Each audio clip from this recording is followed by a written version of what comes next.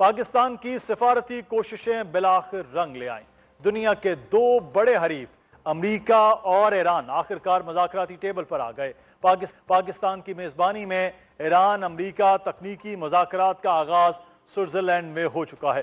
دنیا بھر کی نظریں اس مذاکراتی عمل پر ہیں، جہاں پاکستان کی سیاسی اور عسکری قیادت عالمی امن کی خاطر تاریخی کردار ادا کر رہی ہے۔ یہ سب اس وقت ہو رہا ہے جب مشرق وسطیٰ میں مسلسل جنگی ماحول ہے، آبِ ہرمز پر خدشات موجود ہیں، عالمی منڈیاں بے چینی کے شکار ہیں، تیل کی قیمتوں پر پوری دنیا کی نظریں جمی ہوئی ہیں، اور ایسے ماحول میں اگر کوئی ملک دونوں فریقوں کے درمیان رابطے، اعتماد سازی اور مذاکراتی عمل کا حصہ بن رہا ہے تو وہ ہے پاکستان۔ ناظرین، جب دونوں ممالک کے درمیان عدم اعتماد کی فضا قائم تھی تو پاکستان کی سفارتی کوششوں سے دونوں ممالک سیز فائر کے لیے راضی ہوئے۔ پاکستان کی کوششیں جاری رہیں اور ایک عبوری معاہدہ دستخط ہوا، اور آج سوئٹزرلینڈ میں مستقبل کے لائحہ عمل پر وزیر اعظم شہباز شریف کی میزبانی میں ایران اور امریکہ کے درمیان مذاکرات کا سلسلہ شروع ہو چکا ہے۔ امریکی وفد میں امریکی نائب صدر جے ڈی وینس، اسٹیو وٹکاف اور جیرڈ کشنر شامل ہیں۔ دوسری جانب ایران کے وفد میں اسپیکر پارلیمنٹ باقر قالیباف اور وزیر خارجہ عباس عراقچی بھی شامل ہیں، جبکہ امریکہ ایران مذاکرات میں پاکستان اور قطر کے وفود بھی موجود ہیں۔ پاکستان کی میزبانی میں ایران اور امریکہ کے مذاکرات شروع ہونے سے قبل ایران اور امریکہ کے وفود نے پاکستان کے وفد سے الگ الگ ملاقاتیں کی۔ عالمی امن کے لیے پاکستان کے کردار کو سراہا گیا۔ امریکی نائب صدر جے ڈی وینس نے وزیر اعظم شہباز شریف اور فیلڈ مارشل سید عاصم منیر کی کاوشوں کی تعریف کی۔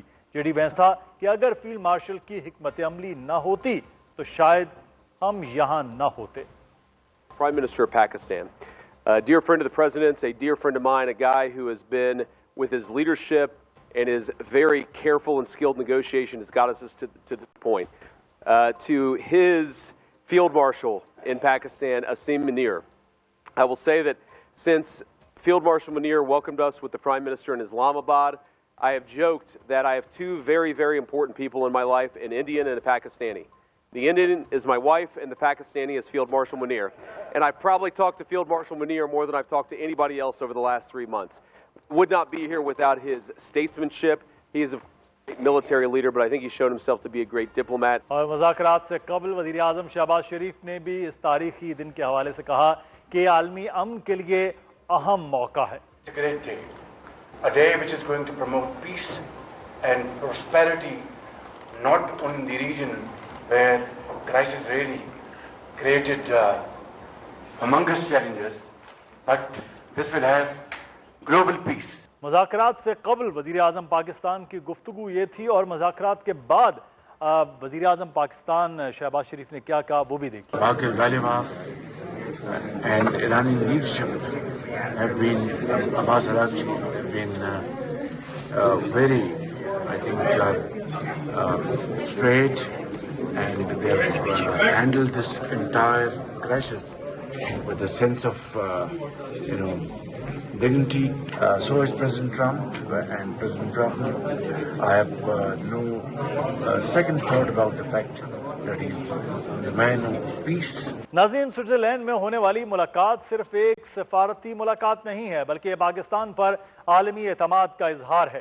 دنیا میں ثالثی کسی کمزور ملک کو نہیں دی جاتی، دنیا میں ثالثی اس ملک کو دی جاتی ہے جس پر دونوں فریق اعتماد کریں۔ اگر واشنگٹن بھی آپ سے بات کرنا چاہتا ہے اور تہران بھی آپ پر اعتماد کرتا ہو تو اس کا مطلب ہے کہ آپ کی سفارتی حیثیت تسلیم کی جا چکی ہے۔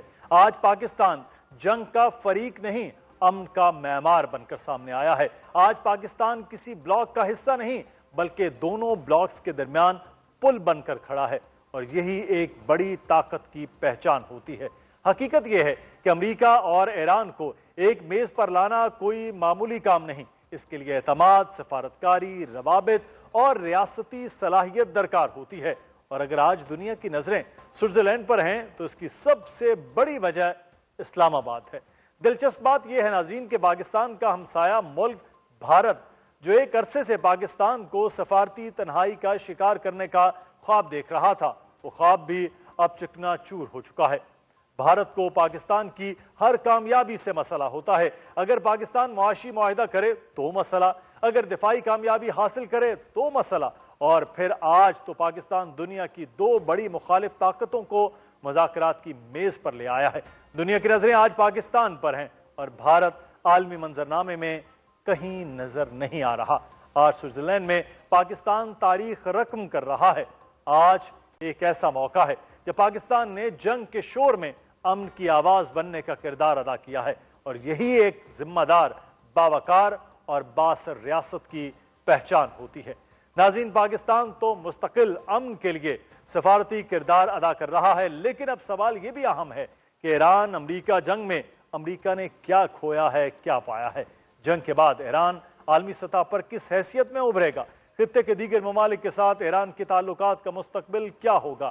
سب سے اہم معاملہ یہ ہے کہ ایران کو $300 ارب دیے جانے کی خبر کی امریکی صدر تردید کر چکے ہیں۔ اب مذاکرات میں اس معاملے پر کیا پیش رفت ہونے جا رہی ہے؟ ہم آج گفتگو کریں گے۔ ہمارے ساتھ ہمارے مہمان بھی کچھ ایسے موجود ہیں جو اسی طرح سے اکیڈیمیا سے تعلق رکھتے ہیں۔ عمران علی صاحب موجود ہیں، سابق سفیر ہیں۔ بہت شکریہ عمران صاحب آپ کے وقت کا۔ اویس توحید صاحب نے ہمیں جوائن کیا ہے، سینئر تجزیہ کار ہیں اور آپ ان کو دیکھتے رہتے ہیں، انٹرنیشنل فورمز پر لکھتے بھی رہتے ہیں، بات بھی کر رہے ہوتے ہیں، اور ایشیا ون نیوز کے بیورو چیف اسلام آباد وہ اس وقت موجود ہیں برگن میں۔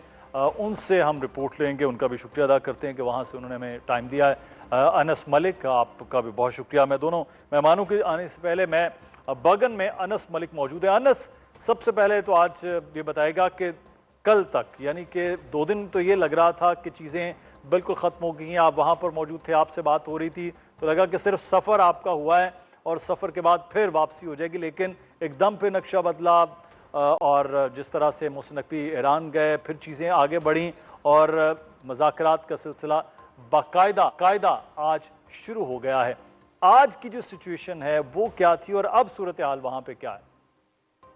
بہت بہت شکریہ مدثر صاحب فار ہیونگ می آن دی شو۔ دیکھیں، جو بالکل آپ نے درست فرمایا کہ جب میں جمعرات کو یہاں پہ پہنچا تو اس وقت یہ سفر جو ہے وہ انگریزی کا سفر زیادہ لگ رہا تھا، نہ کہ اردو کا سفر لگ رہا تھا، کیونکہ جیسے ہم امیگریشن کی لائن میں پہنچے تو پتہ چلا کہ جی وزیر اعظم کا دورہ منسوخ ہو گیا ہے اور ملتوی ہو گیا ہے اور وہ نہیں آئیں گے۔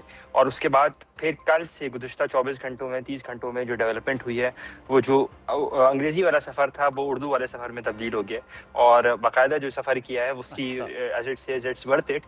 تو پچھلے 24 گھنٹوں کے اندر جو ڈیولپمنٹ ہوئی ہے اس میں ہمیں یہ سمجھ میں آیا کہ محسن نقوی جو ہیں وہ ایک مشن پہ گئے تھے تہران، اور وہ مشن یہ تھا کہ کسی طرح ایران کو قائل کیا جائے کہ جو عاشور تک اس معاملے کو، بات چیت کے سلسلے کو ڈیلے نہ کیا جائے۔ تو اس مشن کے اندر محسن نقوی جو ہیں بظاہر کامیاب ہمیں نظر آئے، اور اسی کے بعد پھر ہم نے دیکھا کہ پہلے یہ بات ہوئی کہ شاید اعلیٰ عہدیداران جو پاکستان سے ہیں وہی صرف آئیں، اور پھر اوور نائٹ جو ہے وہ، بلکہ چند گھنٹوں بعد ہی جو ہے یہ پوری سچویشن ڈیولپ ہوئی کہ ادھر سے جے ڈی وینس، ادھر سے پاکستان کے وزیر اعظم اور باقر غالیباف جو ہیں وہ آ گئے۔